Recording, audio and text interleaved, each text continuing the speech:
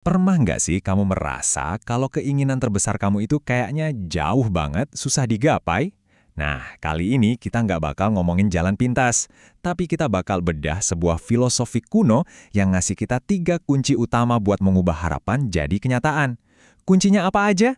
Kebijaksanaan, tindakan, dan keyakinan. Kita semua pasti pernah deh ada di posisi ini. Punya mimpi besar, cita-cita tinggi, tapi pas mau mulai, bingung. Langkah pertamanya apa ya? Nah, kerangka berpikir yang mau kita bahas ini seolah-olah dirancang khusus buat mecahin kebingungan itu, jadi langkah-langkah yang lebih jelas. Oke, kita mulai dari yang paling dasar dulu ya, fondasinya.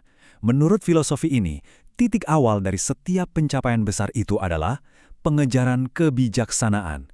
Dan ini bukan sekedar ngumpulin informasi atau pengetahuan aja loh, ini jauh lebih dalam dari itu. Jadi apa sih sebenarnya kebijaksanaan mengatakan itu? Coba bayangin ini kayak sebuah prinsip pemandu yang kita minta dalam hidup. Ini bukan soal cerdas atau pintar, tapi lebih ke sebuah kualitas diri yang ngatur gimana kita berinteraksi dengan dunia, dengan orang lain, dengan diri sendiri. Nah, disinilah letak kerennya. Kebijaksanaan sejati itu ternyata soal keseimbangan.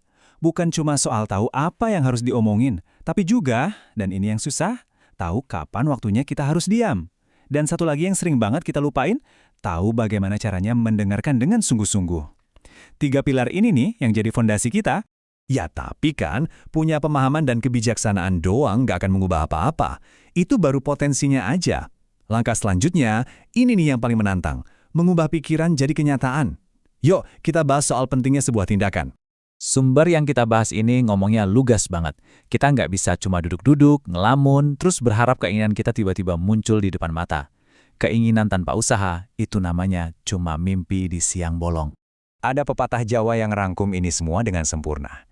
Yen pengen entuk, kudu obah. Artinya, kalau mau dapat sesuatu, ya harus gerak, harus berjuang, harus ada energi yang kita keluarin, harus ada langkah nyata yang kita ambil. Realitanya emang begitu. Bedanya tuh jelas banget. Di satu sisi, ada mimpi yang sifatnya pasif, nunggu keajaiban, semacam bim salabim gitu. Di sisi lain, ada tindakan yang aktif, butuh perjuangan, butuh naik tangga satu persatu, buat ngubah imajinasi jadi sesuatu yang beneran nyata. Oke, kita udah berusaha sekuat tenaga, udah pakai kebijaksanaan kita. Tapi ada pilar ketiga yang sering banget dilupain.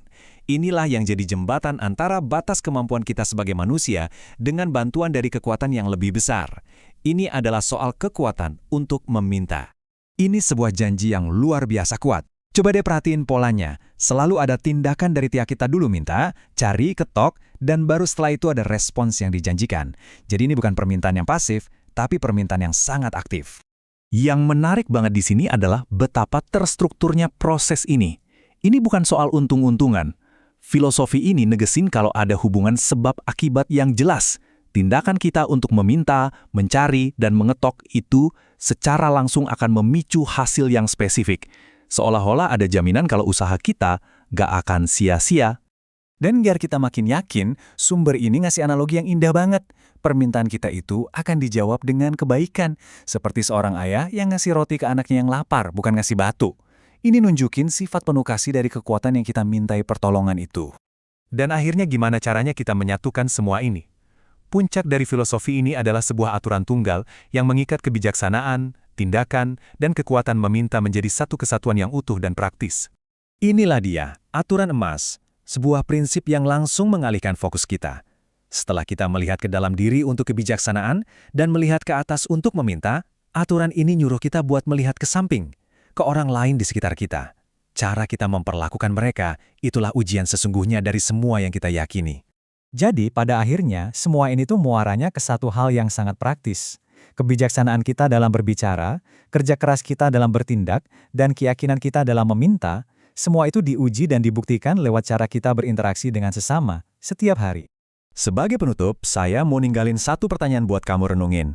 Dari 3 pilar yang udah kita bahas, kebijaksanaan, tindakan, dan keyakinan dalam meminta, kira-kira mana yang paling kamu butuhin saat ini? Merenungkan hal itu mungkin bisa jadi langkah pertama kamu selanjutnya. Terima kasih sudah menyimak bahasan kali ini.